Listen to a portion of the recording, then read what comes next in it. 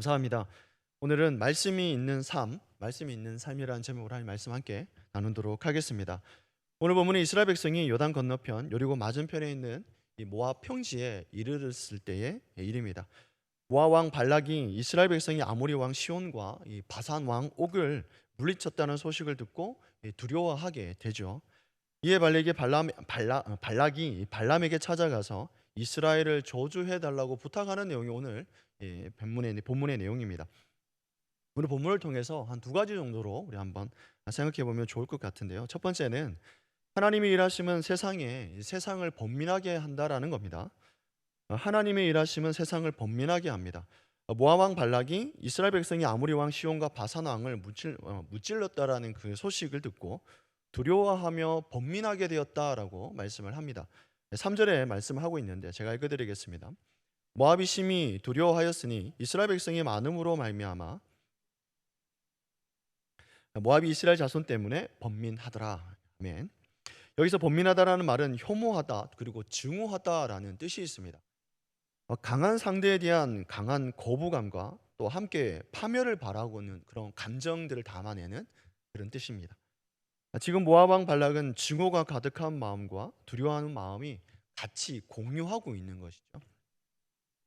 그런 감정에서 지금 생각을 바라보고 번민하다 이렇게 표현을 하고 있습니다. 그리고 4절을 보니까 미디안 장로들에게 이르되 이제 이 무리가 소가 밭의 풀을 뜯어 먹은 같이 우리 사방에 있는 것을 다 뜯어 먹으리로다라고 말합니다. 본문에서 발락이 번민하는 이유가 이스라엘 백성이 많음으로 또 이스라엘 자손 때문이다라고 이렇게 말씀하고 있죠. 그래서 자신의 힘으로는 이스라엘 백성들을 이길 수 없다라고 생각했기 때문에 두려워하는 마음이 가득했다라고 성경은 말씀하고 있습니다. 그런데 사실 발락이 모르고 있는 사실이 하나 있습니다. 그를 두렵게 하고 번민하게 만든 것은 이스라엘 백성이 아니라 그 이면에서 일하고 있는 하나님이시다라는 것이죠. 그를 두렵게 하고 번민하게 만든 것은 하나님이셨습니다. 다시 말하면 이스라엘 자손 때문이 아니라 그 이스라엘 자손 뒤에서 일하시는 하나님으로 인한 것이죠. 민수기 21장 34절을 보게 되면 이런 말씀이 있습니다. 여호와께서 모세에게 이르시되 그를 두려워하지 말라. 내가 그와 그의 백성과 그의 땅을 내 손에 넘겼나니 너는 헤스본에서 거주하던 아모리 왕 시온에게 행한 것 같이 그에게도 행할지니라. 바산만 옥이 이스라엘 자손을 치기 위해서 애들에 의해서 이제 싸우려고 준비하는 가운데 있습니다. 그때 하나님께서 모세에게 이제 말씀하신 내용인 것이죠. 그러니까 이 싸움은 누구의 싸움이다라고 말씀하고 있습니까? 이제 이스라엘 백성의 싸움이 아니라 하나님이 친히 싸우시는 싸움이다라고 말씀하시는 겁니다. 세상을 번민하게 하는 일은 이스라엘 자손이 아니라 그 뒤에서 일하시는 하나님이시라는 것이겠죠. 세상으로 하여금 번민하게 하고 때로는 모압 왕 발락을 두렵게 하고 번민하게 만드는 것이 이스라엘 백성 때문이 아니라 하나님이시다라는 겁니다. 세상은 온갖 수단과 방법으로 하나님의 백성을 넘어지게 하지만 세상은 하나님을 감당할 수 없다는 말도 되는 것이죠. 하나님의 백성이 세상을 이길 수 있는 유일한 방법은 이제 하나님이십니다. 잠언서 21장 30절과 31절을 보게 되면 이런 말씀이 있습니다. 지혜로도 못하고 명철로도 못하고 모략으로도 여호와를 당하지 못하느니라. 싸울 날을 위하여 마병을 예비하거니와 이김은 여호와께 있느니라. 아멘. 아무리 많은 것을 준비한다 하더라도 하나님이 없으면 이길 수 없다라는 말입니다. 사람이 지혜와 모략으로 모든 것을 준비한다 하더라도 그 모든 일들 가운데 하나님께서 행하지 않으시면 아무 소용이 없다라고 하는 것이죠. 하나님께서 함께 하시면 세상이 우리를 두려워한다고 합니다. 하나님의 백성이 하나님과 함께 한다면 세상이 우리를 두려워한다는 것이죠. 하나님께서 우리와 함께 하시면 세상이 번민하게 된다라고 합니다. 세상을 번민하게 하는 하나님과 함께 하심으로 세상을 번민하게 하는 저와 성령 되시기를 주 예수 그리스도를 축원합니다. 아멘. 오늘 본문을 통해서 우리가 또 어떤 것들 알 수 있을까요? 두 번째는요. 하나님의 말씀이 있는 삶이어야 한다라는 것이죠. 하나님의 말씀이 있는 삶이어야 합니다. 두려워하고 있는 모압 왕 발락은 부돌 강가에 사는 유명한 이 점쟁이 발락에게 이제 사신을 보내고 그에게 이스라엘을 저주해 달라고 부탁하게 됩니다. 보통 우리가 발람을 선지자라고도 하기도 하고 주술가라고도 이제 번역을 하게 되는데 보통 이제 주석가들은 보통 이제 주술가나 점쟁이로 이렇게 번역을 하게 되죠. 발람을 점술가로 보는 이유는 7절을 보게 되면 이 발락이 이 복채를 가지고 떠나 발람에게 갔다라고 하는 말씀이 있습니다. 당시 복채는 점을 보는 대가로 주는 돈이죠. 발락은 발람이 저주하면 이스라엘이 이 저주 받을 것이다라고 생각을 했습니다. 하지만 이것 또한 발락의 착각이었습니다. 세상 사람들은 이제 발람처럼 용한 점쟁이들이 복도 내리고 저주도 내린다라고 착각을 한 것 같습니다. 그러나 인간에게 복을 주시는 분은 오직 하나님 한 분 외에는 없습니다. 어떤 주문이나 주술도 인간에게 복을 주거나 저주를 내리지 못하는 것이죠. 이거는 과거나 현재도 그렇습니다. 앞으로도 그런 것이죠. 복은 하나님께 속한 것입니다. 하나님께서 복이시기 때문에 그 복이 하나님으로부터 우리에게 주어진다는 개념의 성경이 우리에게 말씀하는 겁니다. 오직 하나님만이 인간에게 복과 저주를 내리시고 결정하시는 분이시다라는 것이죠. 하나님은 발람에게 이스라엘을 저주하지 말라고 명령하십니다. 발람은 밤에 이스라엘을 이 저주하지 말라는 하나님의 말씀을 듣고 아침에 일어나서 이 발락의 귀족들에게 하나님께서 내가 너희와 함께 하기를 허락하지 아니한다라고 말합니다. 이에 모압의 귀족들이 일어나서 발락에게로 가게 되죠. 발람이 우리와 함께 오기를 거절했다라고 전합니다. 그리고 발락이 또다시 이제 사람들을 보내게 되는데 더 높은 지위에 있는 고관들과 더 많은 사람들을 보내게 되죠. 그리고 발람에게 최고의 부와 권세를 약속하면서 와서 자기를 위해서 이스라엘 백성들을 저주하면 이 모든 것이 너희에게 주겠다 이렇게 말을 합니다. 그때 발람은 발락의 신하들에게 발락의 많은 은금을 주어도 여호와의 말씀을 어겨 덜하거나 더하지도 못하겠다라고 말합니다.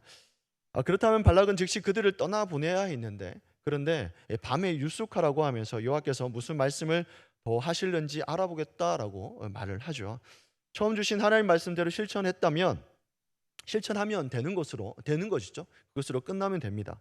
그런데 또다시 하나님이 새로운 말씀을 더 주실 것을 알아보겠다고 한 것은 결국 그 발람의 중심에는 뭐가 있었겠습니까? 그러니까 욕심이라고 하는 것들이 있었다라는 것이죠. 결국 그날 밤에 하나님께서 발람에게 말씀하십니다. 20절입니다. 제가 읽어드리겠습니다. 밤이 하나님이 발람에게 임하여 이르시되 이 사람들이 너를 부르러 왔거든 일어나 함께 가라. 그러나 내가 내게 이르는 말만 준행할지니라. 아멘. 왜 하나님은 전에는 가지 말라고 하셨다가 다시 또 가라고 말씀을 하실까 하는 거죠. 왜 또 가라고 하셨을까요? 그렇습니다. 발람이 하나님의 뜻에 불순종해서 가고 싶은 마음을 가졌기에 그가 잘못된 길을 가는 것을 이제 하나님이 허용하신 겁니다. 그러니까 분명 하나님께서 가지 말라고 했음에도 불구하고 이제 발람의 마음과 그 중심에는 가고자 하는 마음이 있었겠죠. 근데 그것들을 하나님이 허용하신 거죠. 허락하신 겁니다.